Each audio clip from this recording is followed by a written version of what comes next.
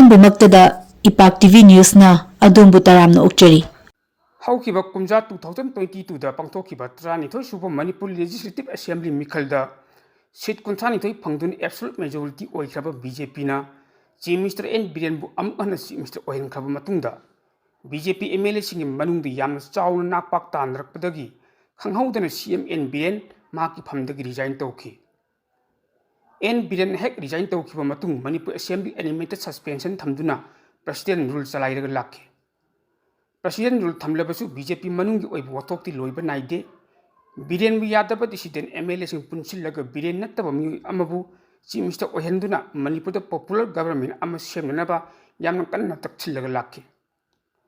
MLA कुनमथोने सही तौरगा भारत के prime minister Narendra Modi दा पिसिनबसु लेखि वखल मानब बीजेपी अमदि चटमिनरिबा एमएलए सिंगी मसिंग 38 सुननबु होटनरगा पॉपुलर गवर्नमेंट अमा सेमगनी हाइना बीजेपी एमएलए सिंग मरक्तगी मीडिया फोंदोपबू लेख्रबन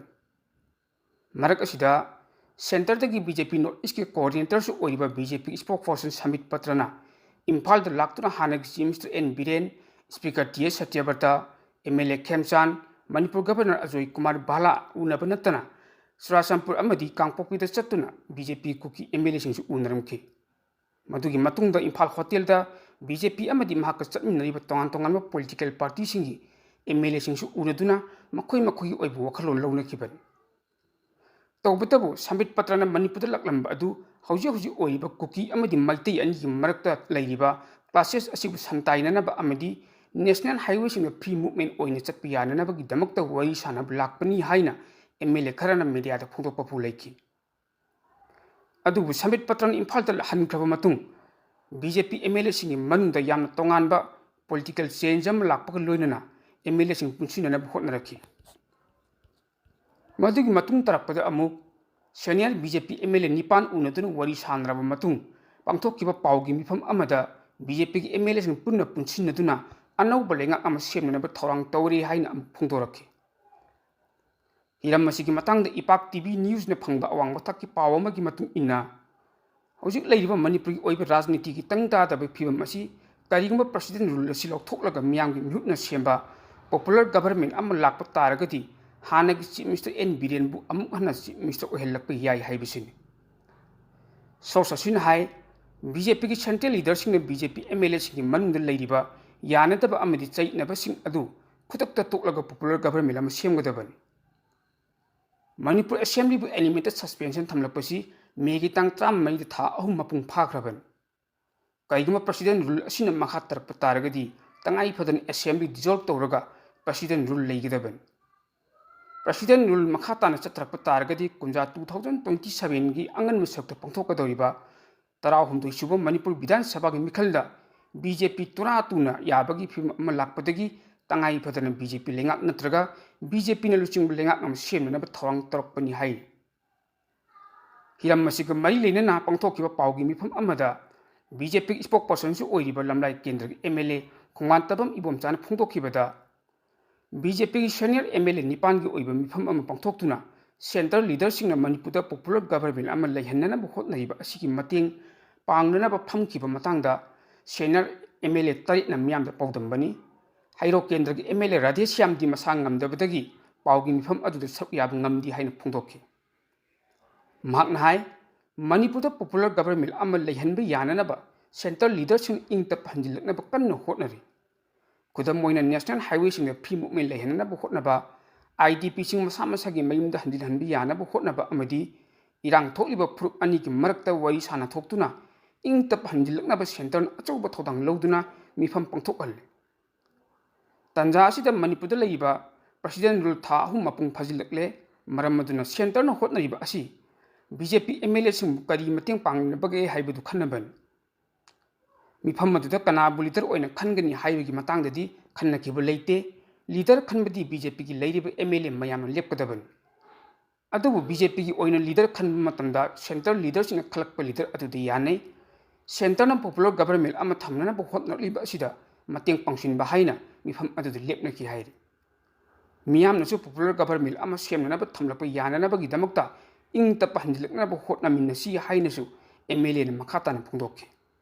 पाउगी मरथना अतेनबा brick अमतंग Admission open 2025-26 New Model Higher Secondary School 11 Science Thawal Moijing MI Road Laiba New Model Higher Secondary School 2025-26 Class 11 Science the Min Select Nabagi Form Thaba Huzare Council ki Exam 2025 ki result ka 100% first class success oikraba school ni Physics, Chemistry, Biology, Home Science ki matik charaba laboratory leraba amadi qualified amasung experience leraba oza singna takpi tangiriba school ni lairabagi pankhai makhata laiba mahirui kyabu sel iseng changdana larik tamba yaraba school ni arapa bigi lakpa nupa machan masa singge transport facility amasung boarding facility su school asida fangdigani metric exam da mark wangna fangdana pass toraba mahirui singidama free student set khudong chabasu bizagani ngasimak new model higher secondary school da laktuna min sambiu akupa marol gidama contact number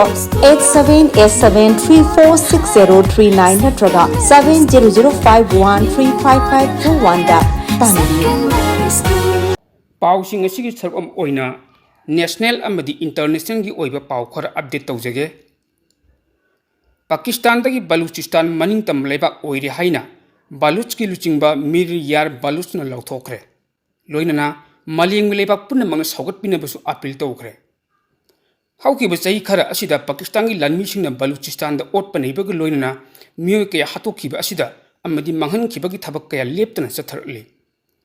Balochistan Pakistan नते Balochistan मियाम लंबी थोलक्तुना मनिंग तम लेबाक अम ओइननबगी हौरिब यहु असिदा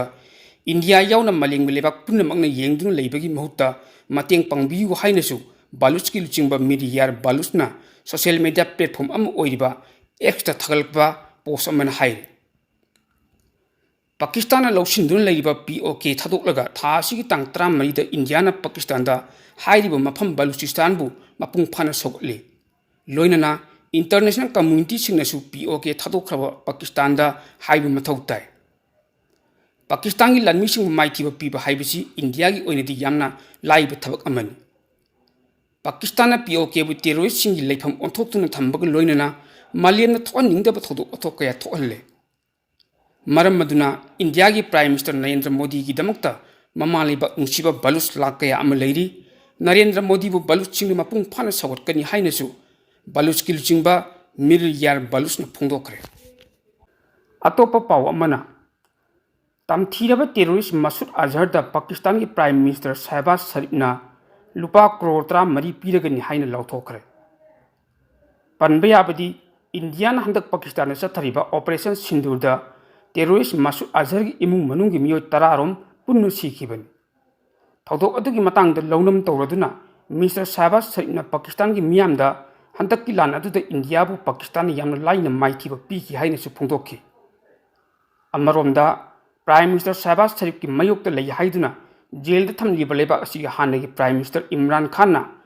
India Pakistan चथरक्पा याबा attack गाथोकनबा मिकुपनहुम सिंगना लेननबा अपीलसु तौरक्रे हाइ इंडिया पाकिस्तान लेबाक अनिगी मरक्ता सोकनेबा लांदा प्रेसिडेंट डोनाल्ड ट्रम्पना पाकिस्तान की मिचंगदा लेरक्खिबा अमेरिका की ओइनदी यामना चावना मांगजबनी हाइना रिपोर्ट अमन हाइ डोनाल्ड ट्रम्पना मालेम की मिमांगदा हेरो अमगी सरोन लौबा याननबगी दमकता कश्मीर की मतंगदा खुद थिंगिलक्पा असिसु यामना लेबाक थीबनी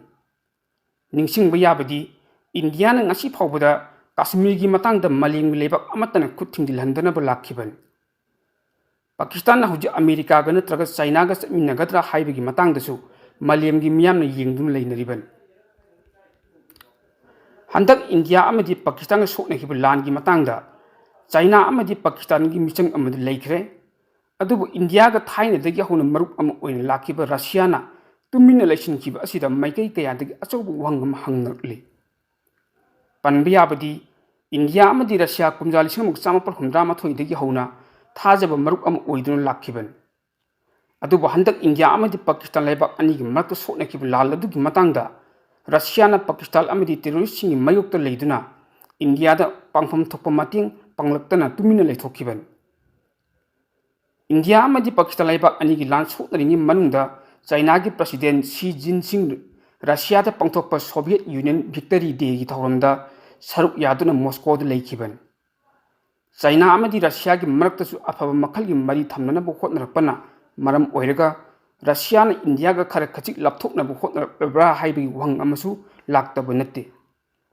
पनबे याबदी पाकिस्तान हाइरिब लेबाक असि चाइनाना मपुंग फाना संगतुना लाखिब लेबाक अमनि गाजा की पाव अमतंग अपडेट तौजगे अहिंग अनि थंगना थंगना अकनब बॉम्बिंग तौब ओइना गाजा स्ट्रिप की खारोमदा लेबा खान यूनिवर्सिटी दा इजरायली फोर्सिंग मफम कयाद अकनब एयर स्ट्राइक तौबदा पैलेस्टाइन मचा यांखै मदिरोम सीखरे हाइरि पावगी सोर्स अमना फोंदोरखिबा पावगी मतुंग इना Khan university ngarang ahin air strike तरा तौखि अमसुंग मदुदा सीखिबा मियोय कया यामना नासर हॉस्पिटल दा पुगतखि हाइरि हॉस्पिटल की मोकनसु मी यांखै मरि सीखरे हाइना कन्फर्म तौखि हाइरि सीखिबसिंग अदुगी मनुंगदा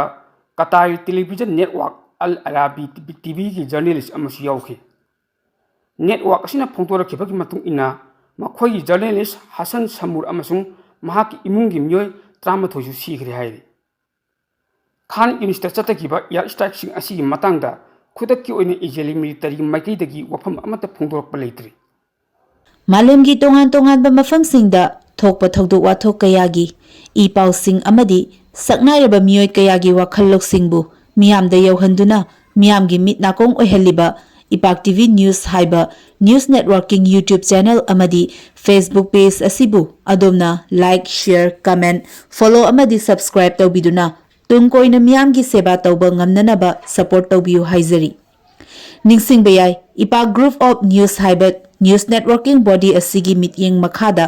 इपाक टीवी न्यूज़ हाइबा यूट्यूब चैनल अमदी फेसबुक पेज असि हांगदोक्तुना मियामगी सेवा तौदुना लागलिबनी।